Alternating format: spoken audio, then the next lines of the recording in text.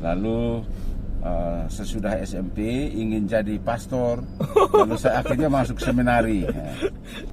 Ternyata memang dalam persaingan politik itu paket kami tidak terlalu mendapat tidak terlalu diperhitungkan, tetapi terlalu diperhitungkan.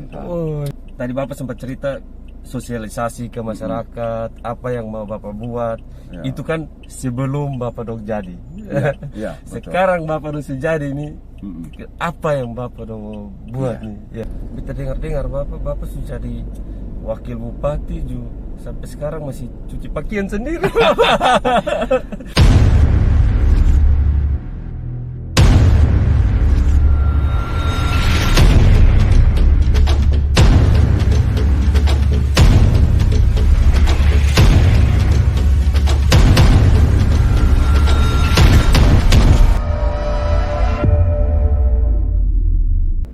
Pagi, saudara semua.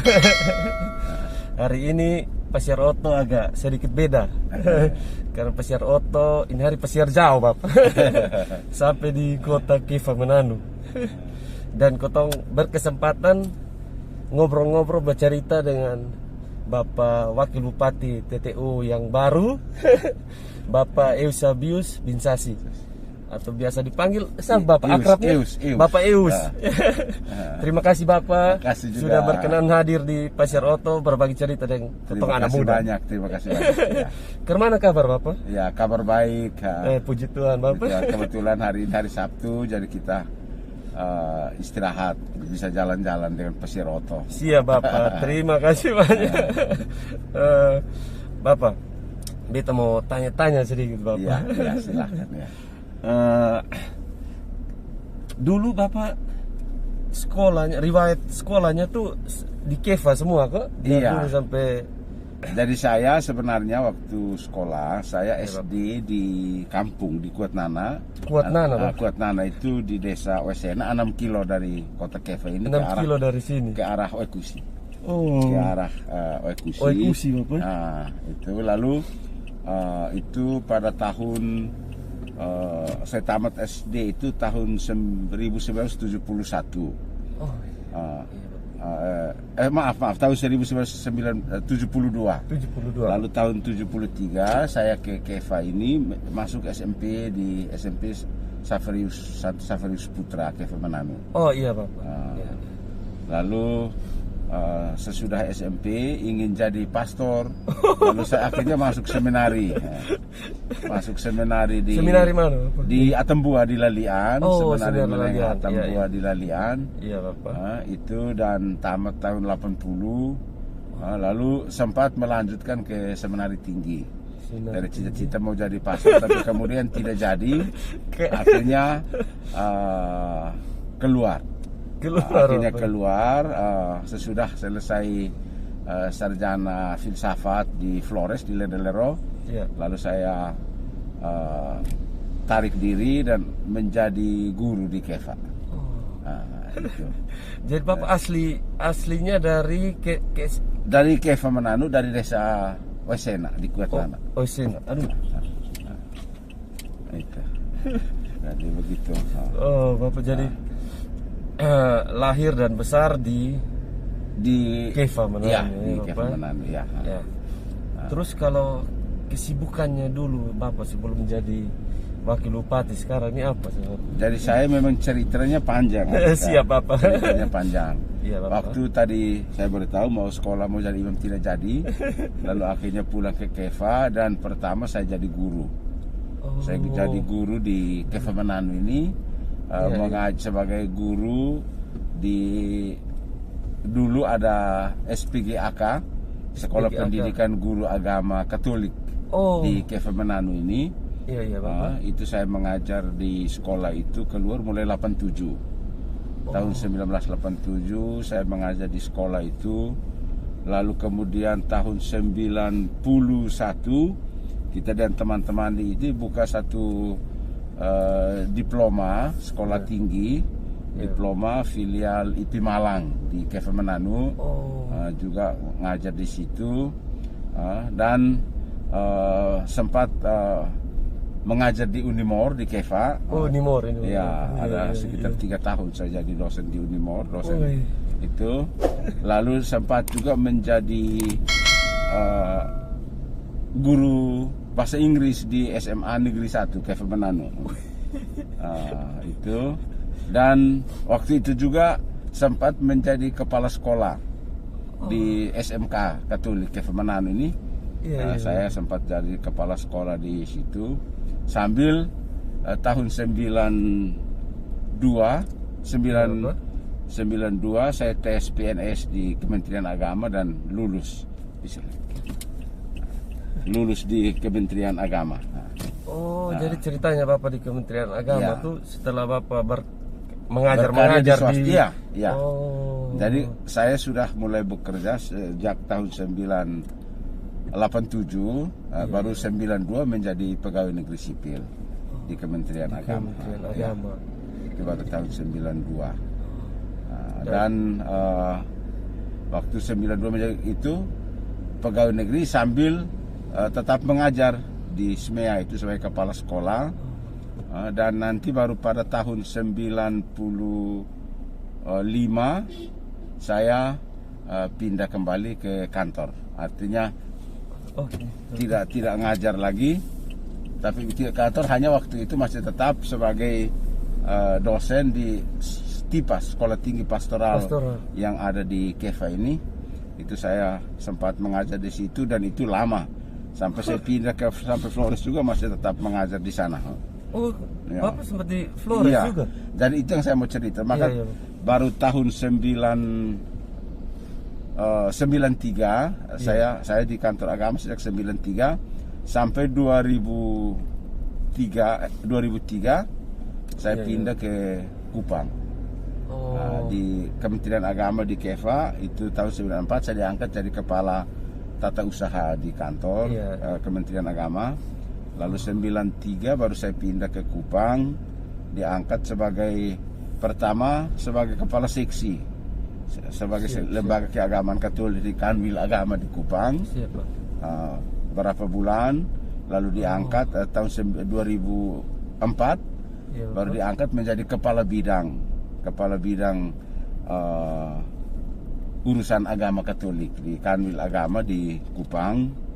Lalu 96 sebagai kepala bidang sekaligus merangkap sebagai kepala kantor agama Kota Kupang. Panjang juga. Dan tahun 2000 sampai itu berlangsung sampai tahun 2008. 2008 saya pindah ke Flores. Pindah ke Flores menjadi kepala kantor agama di Kabupaten Sika. Di Flores, di Kabupaten Sika sampai 2012 saya diangkat menjadi kepala kantor wilayah Kementerian Agama di NTT di Kupang, pindah kembali ke Kupang. Dan 2014 saya diangkat menjadi Dirjen Bimas Katolik Kementerian Agama Republik Indonesia dan pindah ke Jakarta, sampai akhirnya pensiun pada bulan Juli tahun 2019 kemarin. Lumayan panjang juga Bapak punya. Dan sesudah pensiun pas tahun 2020 itu ada pilkada. Lalu saya ikut saja. Motivasinya apa Bapak? Dari seorang ASN yang dulunya calon pastor akhirnya memilih untuk berpolitik itu apa? Jadi itu sebenarnya yang pertama saya sendiri tidak punya niat yang lebih panjang untuk itu. Memang dulu waktu tahun 2005 itu pernah diajak oleh tokoh untuk kalau boleh ikut saya sebagai PNS, saya konsen biar saya kerja sebagai PNS saja. Ternyata waktu pas purna tugas ada lagi pilkada, lalu atas dorongan banyak orang baik di Jakarta, di Kupang, di Keva ini, lalu ada yang mengatakan bahwa artinya Pak itu sudah bekerja sampai tingkat nasional, mungkin baik pas pada purna tugas ini apa yang Pak alami itu bisa dibagikan juga ke daerah, ke kabupaten.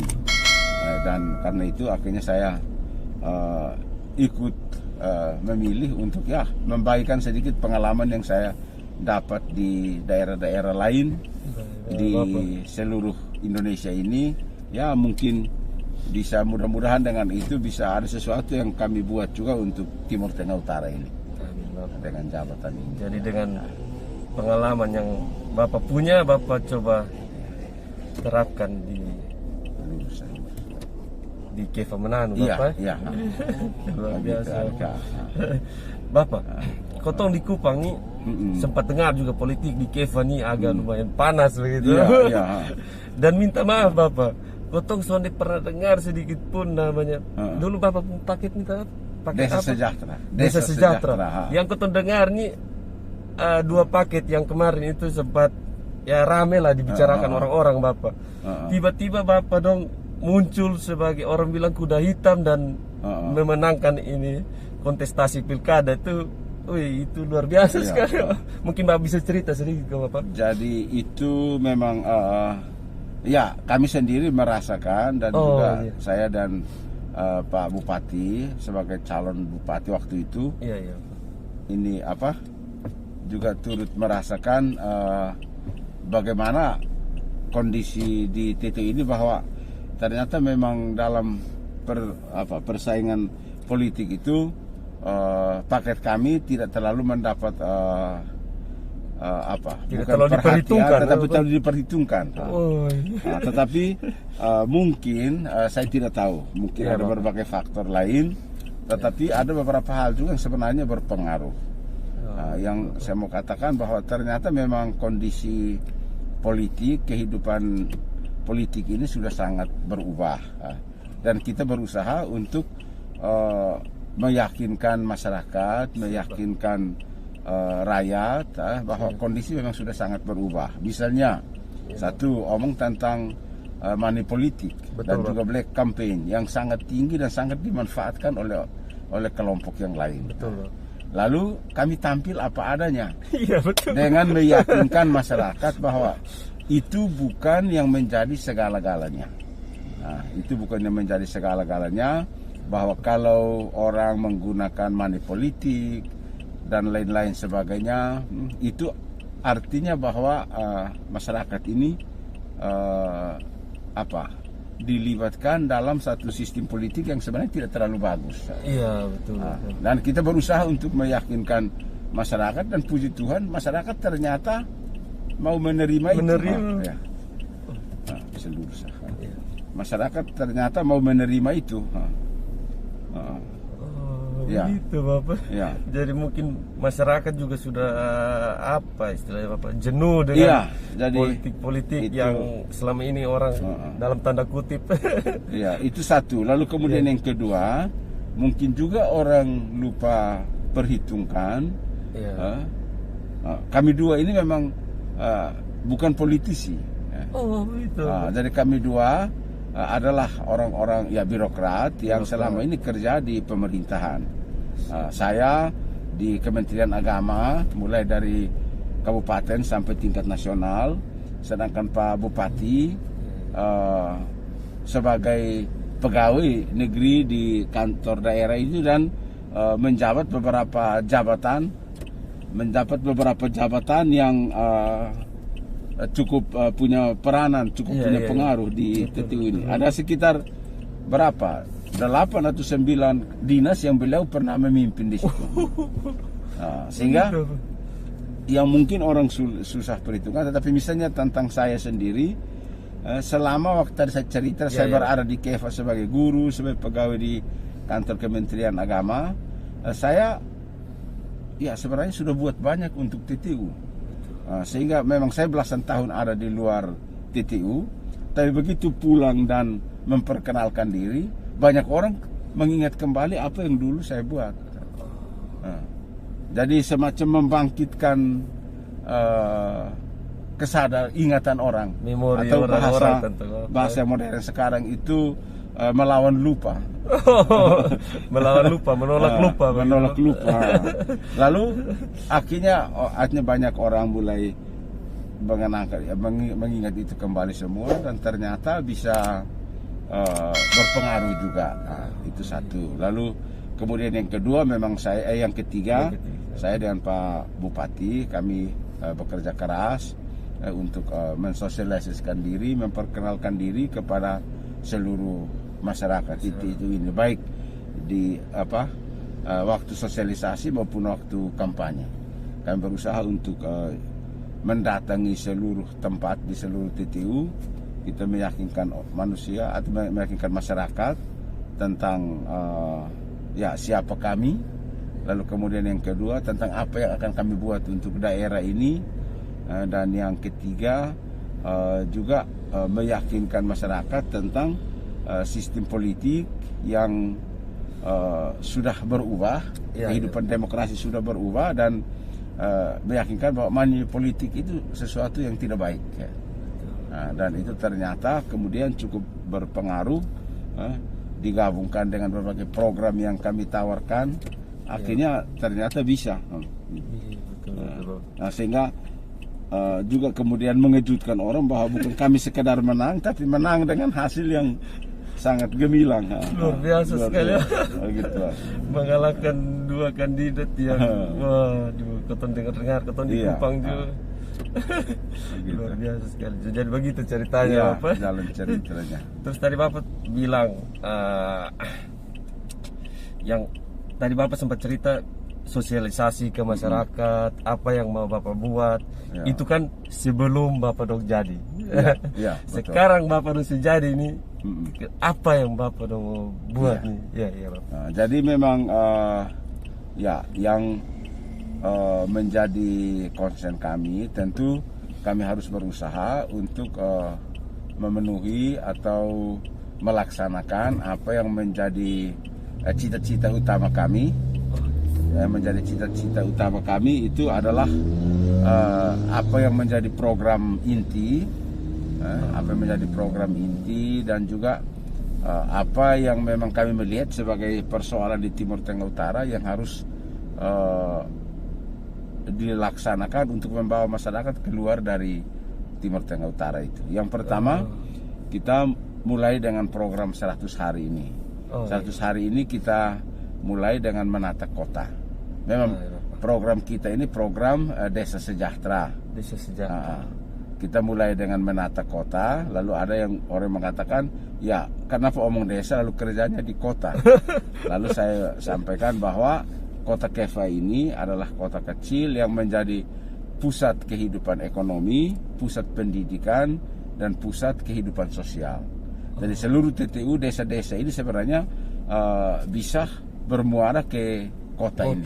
Maka kota ini perlu ditata, perlu dikelola supaya apa yang baik dari desa ini bisa masuk ke kota dan kemudian bisa mempengaruhi kehidupan masyarakat secara keseluruhan.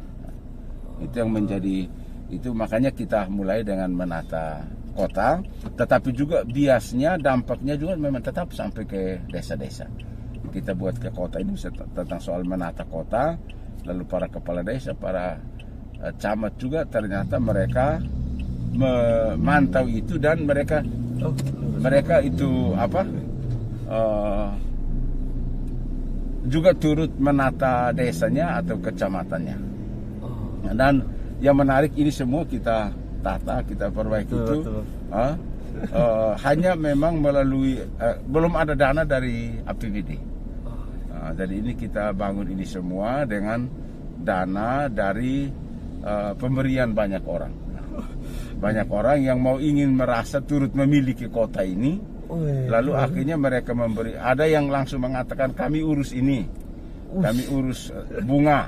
Ini terima kasih kepada PNS di Timur Tengah Utara ini. Itu kantor bupati dan jalan seluruh tembok apa semua itu mereka patungan, dan mereka sendiri membersihkan dan cat warna bagus dan lain sebagainya. Mereka patungan.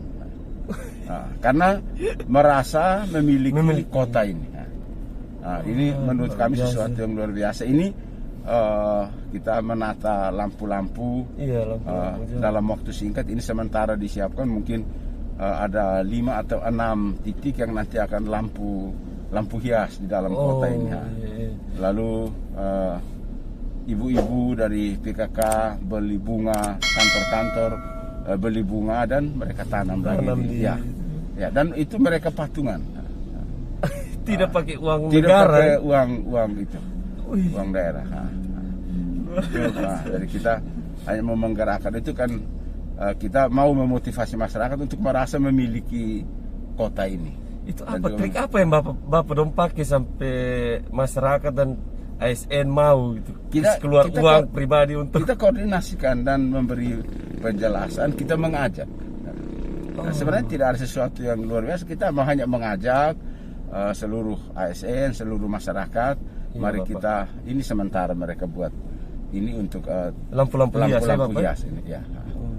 Mereka sementara kerjakan ini. Jadi itu satu. Lalu kemudian yang kedua, untuk program kita ke depan memang karena RPJMD kita itu kan nanti baru mulai 2022 sampai 2026. Iya. Sedangkan sementara ini kan masih RPJMD Bupati yang lama 2016 sampai 2021. Sehingga memang kita sementara menjalan, tetapi fokus kita betul kita akan memperhatikan beberapa hal yang menjadi fokus serius. Itu adalah satu, pengembangan ekonomi melalui sektor pertanian. Dari pertanian di TTU ini harus betul-betul kita genjot, karena 80% masyarakat TTU ini hidupnya adalah bertani. Hanya memang kita perlu tingkatkan pertanian ini mungkin dan memfasilitasi masyarakat untuk bisa hidup lebih baik, ekonominya lebih baik. Dan kalau mau bertani memang banyak hal yang harus dibutuhkan, karena baik lahan pertanian, lahan basah, lahan kering, itu semua pasti butuh air. Dan yang menjadi persoalan utama di Timur Tengah Utara ini sebenarnya adalah masalah air. Tapi puji Tuhan, 2-3 tahun terakhir masyarakat kesulitan air. Begitu kita calon dan terpilih, lalu tahun ini ternyata hujannya cukup baik, dan bahkan sampai banjir, sampai banjir, sehingga daerah-daerah di lahan-lahan sawah itu mulai bekerja. Bahkan sekarang orang ramai mulai panen, sampai sudah berapa kali Pak Bupati diundang untuk panen simbolis padi di desa. Kemarin beberapa hari lalu itu di desa Hekto, itu ada panen simbolis karena padi cukup sukses di sana. Lalu kemudian beberapa minggu lalu di Biboki Anliu, di wilayah Punu, Pak Bupati ke sana panen karena hasilnya cukup baik. Jadi artinya kita merasa berterima kasih karena dengan itu ternyata alam juga turut mendukung. Alam juga turut mendukung, dan air bisa menjadi limpah. Hanya sekarang menjadi persoalan kita lebih lanjut, bagaimana kita berusaha untuk selanjutnya TTU ini tetap ada air. Sehingga memang kita sementara koordinasikan mungkin dengan embung-embung, mungkin dengan cek dam, tetapi juga kita sudah gerakan para kepala desa untuk dan juga tokoh-tokoh adat untuk menghutankan kembali mata air yang ada supaya menjadi sumber-sumber air. Dan mungkin juga kita akan menggerakkan untuk membuat menanam air dengan membuat sumur-sumur kering.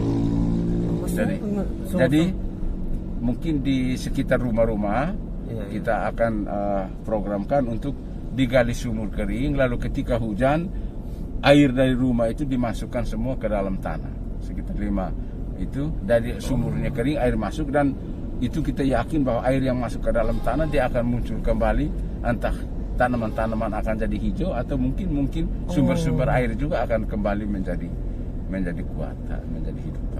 Jadi sumur-sumur kering. Iya. Beta baru dengar itu. Iya, dari itu istilah tanam air tadi itu. Selama ini kita hanya ambil air tapi tidak pernah taruh air ke dalam bumi. sehingga air yang mengalir dia tidak lewat ke laut tapi dia masuk ke dalam tanah. Itu seperti itu. Bapak dapat itu teknik dari mana? Ya, artinya kita hanya mau berpikir bagaimana untuk air ini bisa ada di itu, maka berbagai cara kita pakai untuk kalau boleh kita butuh air, tetapi kita juga harus bekerja untuk bagaimana bumi ini penuh dengan air. Luar biasa. Itu. Lalu selain pertanian kita akan genjot dan tanam dari dengan air. Yang kedua mungkin juga kita akan siapkan pemerintah daerah perlu siapkan bibit yang baik bagi masyarakat, bibit pertanian apa saja. Betul, Bapak. Yang bisa yang baik. Lalu kemudian yang kedua pupuk juga tentu perlu disiapkan, sampai dengan yang paling utama itu adalah alat-alat pertanian. Itu mulai dari traktor dan lain sebagainya, sehingga orang bekerja bukan sekedar untuk memenuhi kehidupannya untuk makan dan minum, tetapi juga mulai berpikir tentang bagaimana meningkatkan ekonomi melalui pertanian. Itu sebenarnya simpel sekali Bapak sebenarnya mengelola pertanian ini. Sebenarnya sederhana, yang penting kita mau mulai. Iya, betul. Kita mau mulai dan kita kita konsen dan berniat untuk harus terlaksana. Iya, dan apa istilahnya Bapak? Satu komando lah dari atas sampai bawah, pasti semuanya berjalan dengan lancar. Kita berniat besar tapi kemudian kita tidak laksanakan, saya rasa tidak ada guna juga. Kalau kita hanya pasang dalam visi misi tapi tidak laksanakan. Yang kedua, kita juga akan membantu petani dengan mengembangkan ternak. Dengan ternak, jadi kita ada program untuk pengadaan ternak untuk meningkatkan populasi sapi di TTU ini. Tetapi tentu itu ada keterkaitannya dengan pakan ternak dan lain sebagainya. Jadi itu harus disiapkan baik, tetapi tetap kita berusaha untuk meningkatkan peternakan juga di TTU ini. Untuk populasi sapi terutama harus menjadi banyak, karena masyarakat TTU ini hanya hidup baik, bisa buat rumah yang bagus, bisa sekolahkan anak, bisa hidup sejahtera kalau dia punya hewan. Kalau dia punya hewan, terutama punya sapi. Jadi itu juga kita akan kembangkan masyarakat dengan pengadaan ternak.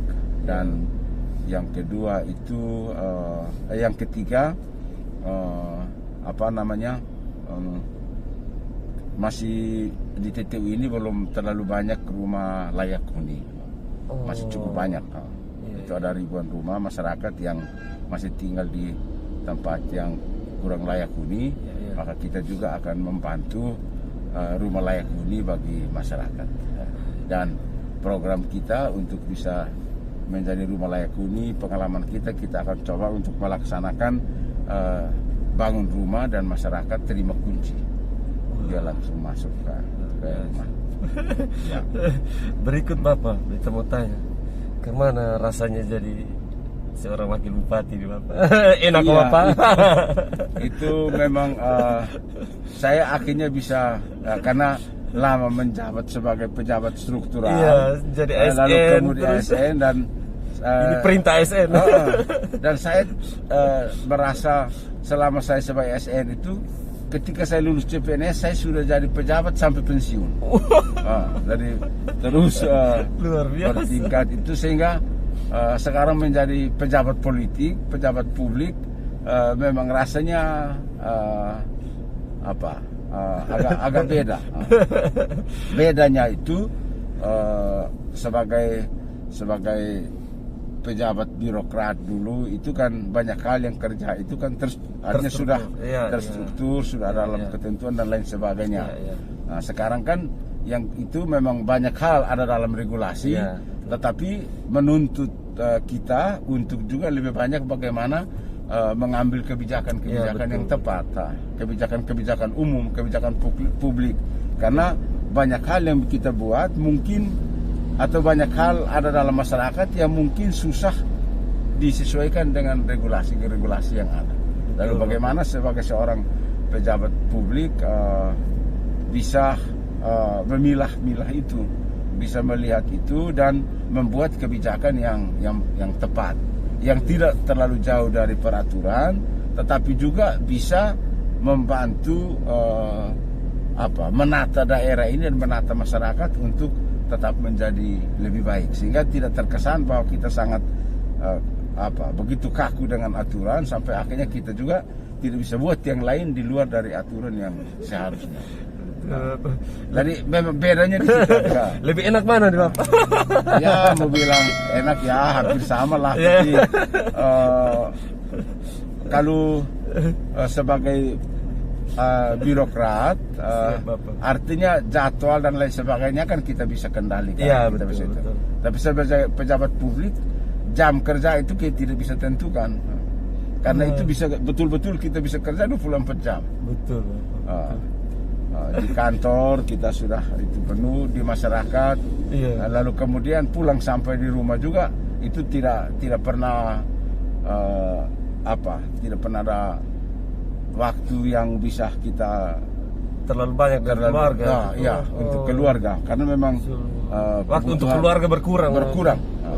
Iya. Hanya untungnya karena kita ada bersama di rumah, jadi bisa selalu kita saling bersama. Tetapi waktu sebagai pejabat publik itu memang agak beda dengan sebagai pejabat publik. Enaknya ya mau bilang enak itu hati mau bagaimana tergantung dari kita merasa nyaman dan merasa sukacita di mana. Karena betul. Untuk saya kita langsung. Iya. Karena untuk saya itu pekerjaan atau kehidupan yang kita laksanakan, yang kita alami, kalau kita laksanakan dengan sepenuh hati pasti kita merasa nyaman.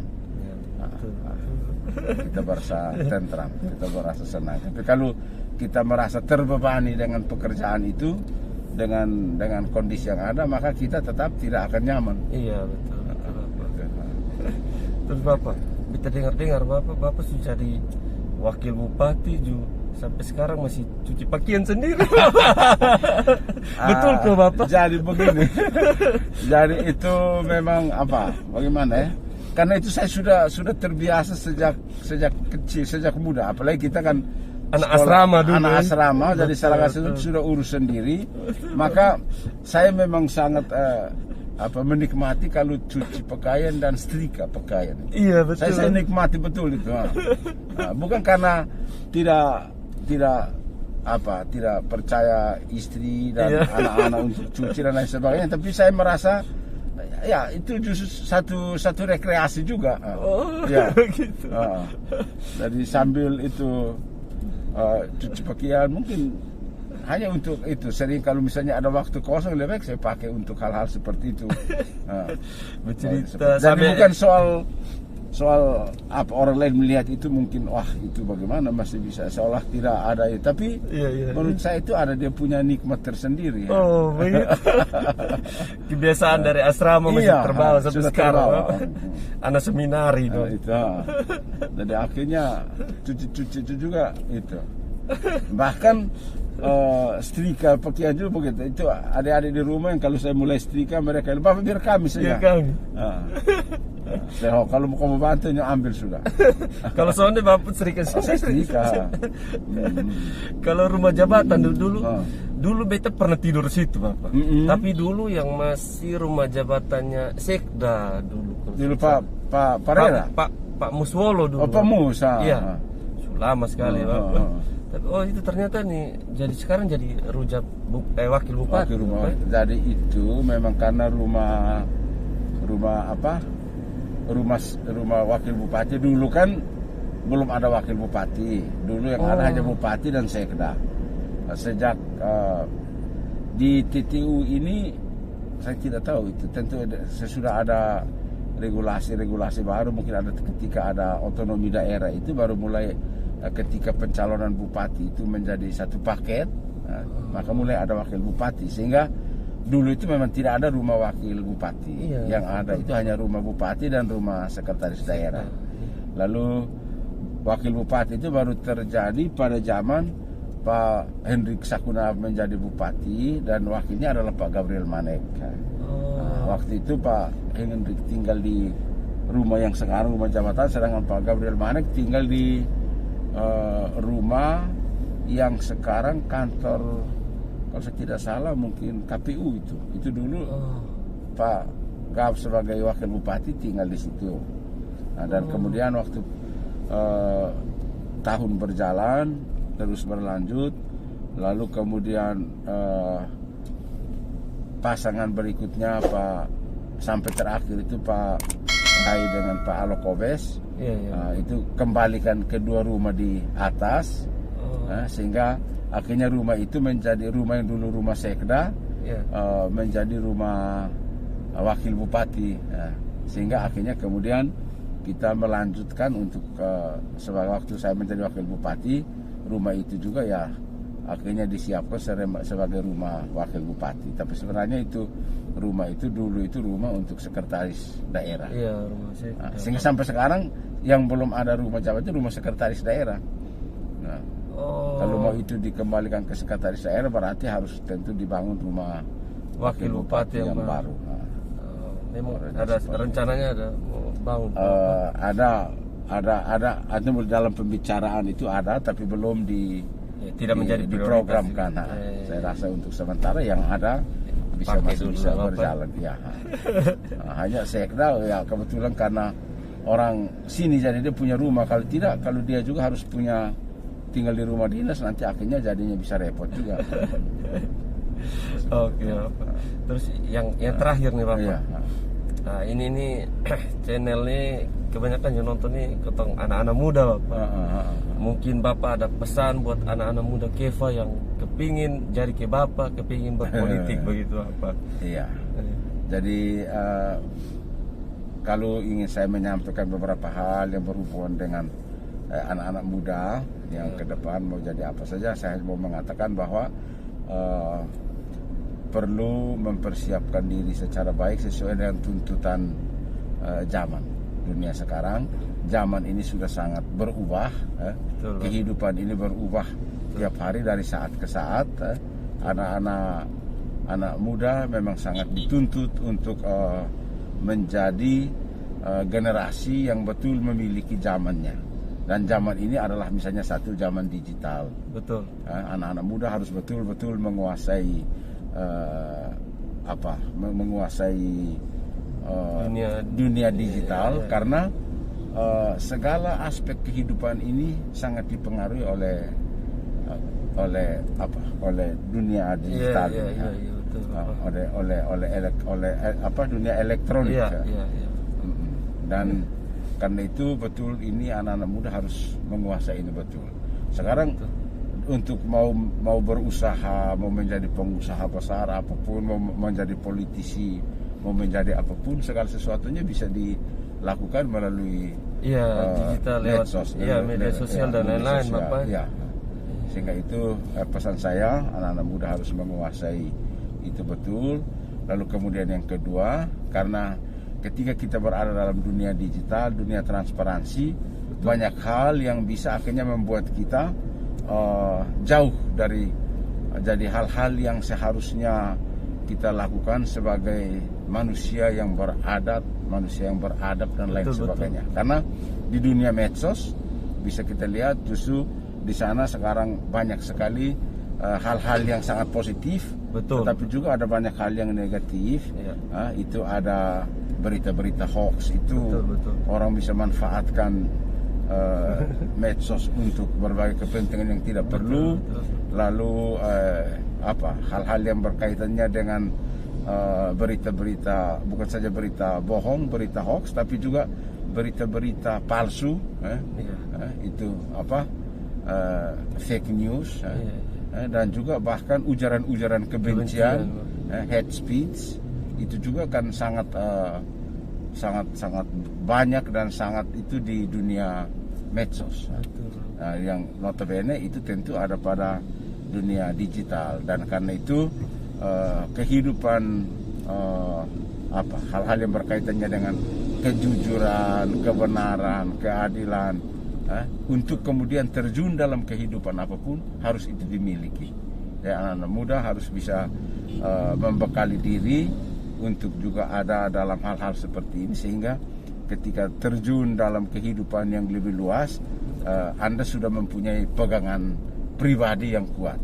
Betul. Karena kalau tidak mempunyai kepribadian yang kuat dalam situasi seperti ini, maka Anda bisa akan habis dimanfaatkan oleh orang lain. Banyak orang pintar, banyak orang kaya yang dengan kekayaannya, dengan kepintarannya, lalu dia manfaatkan manusia lain sebagai objek. Betul. Untuk dia punya kepentingan. Dan ini bahaya untuk anak-anak muda kita. Kalau misalnya mereka sendiri tidak punya keahlian, sendiri tidak punya pribadi yang mantap, pribadi yang baik, maka dia akan terpengaruh. Selain terpengaruh, tapi juga akan dimanfaatkan. Betul. Yang lebih jelek itu kalau dimanfaatkan oleh orang lain untuk kepentingan dia, baik itu kepentingan politik, kepentingan ekonomi, dan juga kepentingan yang lain. Itu yang paling penting, karena di dunia politik sekarang ini kan orang saja bisa dengan berbagai cara berusaha untuk mempengaruhi orang lain dengan berbagai cara. Akhirnya kita yang tidak punya prinsip yang benar, tidak mempunyai pegangan hidup yang kuat, akhirnya kita justru hidup menurut kendali orang. Dan kalau anak-anak muda kita seperti ini kan kasihan juga toh, kapan mereka bisa menampilkan diri sebagai orang-orang yang punya diri sendiri yang lebih baik. Jadi itu menurut saya sangat penting. Lalu kemudian yang ketiga, dunia sekarang ini juga memang kehidupan ini menjadi lebih gampang untuk orang bisa hidup lebih baik, asal orang punya kreativitas dan inovasi. Betul. Harus punya kreativitas. Apapun yang ada bisa dirubah, bisa dibentuk menjadi sesuatu yang membuat hidup ini bisa lebih baik. Dan ini butuh kreativitas. Betul, dan butuh inovasi. Selalu harus berpikir untuk, dan anak-anak muda kita kalau tidak seperti itu, maka saya kira ketinggalan terus, akan ketinggalan. Dan itu yang tadi saya bilang, dia akan menjadi makanan empuk untuk orang pintar dan untuk orang yang punya modal. Ini yang paling penting. Sehingga kita sendiri harus bisa membekali diri kita untuk atau menyiapkan diri kita untuk bisa buat sesuatu yang lebih baik. Sehingga saya punya anak di rumah, ada anak laki-laki di rumah. Bapak bilang, minta maaf Bapak, nih Bapak anak bilang di Jerman kok? Ada, dari saya itu anak ada 6 orang. Ada anak 6 orang. Yang pertama itu dan kedua itu ada di Jerman. Mereka yang pertama sudah kerja di sana, dia sudah S1 dan S2 selesai di Jerman, dia sudah kerja di sana. Lalu yang kedua juga di Jerman, dia masih belajar. Dia belajar filsafat politik. Sedangkan yang pertama itu dia belajar itu, dia orang teknik. Dia metalurgi keahliannya. Lalu yang kedua itu yang filsafat politik, tapi dia masih akan segera selesaikan itu karya ilmiahnya dan disertasinya, dan tapi dia ada sambil kerja di sana. Itu. Lalu yang ketiga itu dokter di Purwakarta. Yang keempat itu yang ada dengan kami di rumah. Yang kelima ada di Jakarta, dia ada kerja di sana, tapi dia sambil menyelesaikan S2-nya di UGM di Jogja. Hanya dia sambil kerja, dia punya kerja juga, ada sesuatu pekerjaan baru tadi, inovasi tadi itu. Jadi sekarang ada lembaga-lembaga yang bersedia untuk menjadi tokoh atau perantara pendamai persoalan. Jadi ada persoalan-persoalan antara politik, antara bisnis, antara rumah tangga, lalu mereka muncul sebagai pembawa solusi.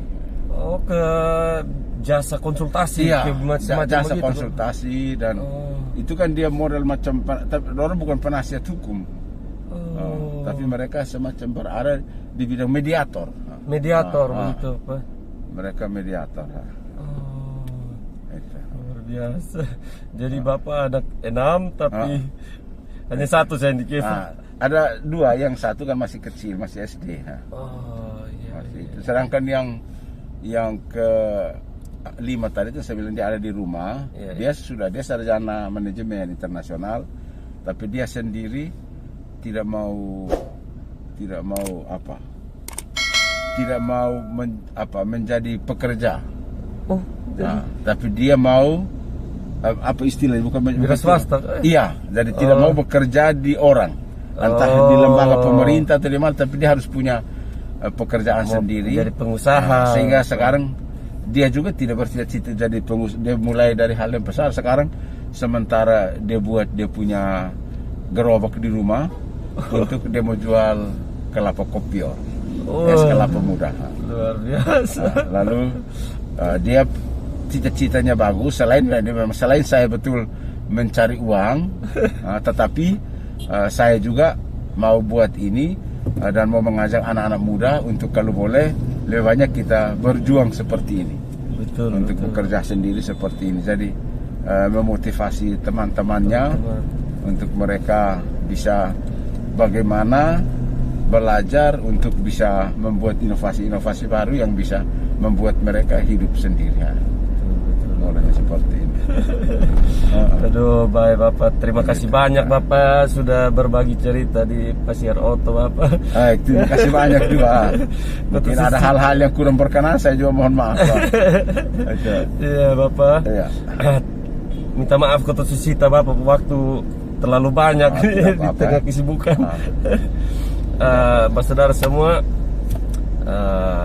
ambil yang baik, tinggalkan yang sonde baik. Dan kalau masih ada yang saudara dong kepingin tahu dari Bapak Eus, Bapak Wakil, silakan komen saya di bawah biar nanti ketemu bisa. Kalau main ke Keva lagi ketemu bisa aja Bapak Eus untuk Pasir Oto Bapak. Iya. Oke, saudara semua, sampai ketemu di video berikutnya. Bye.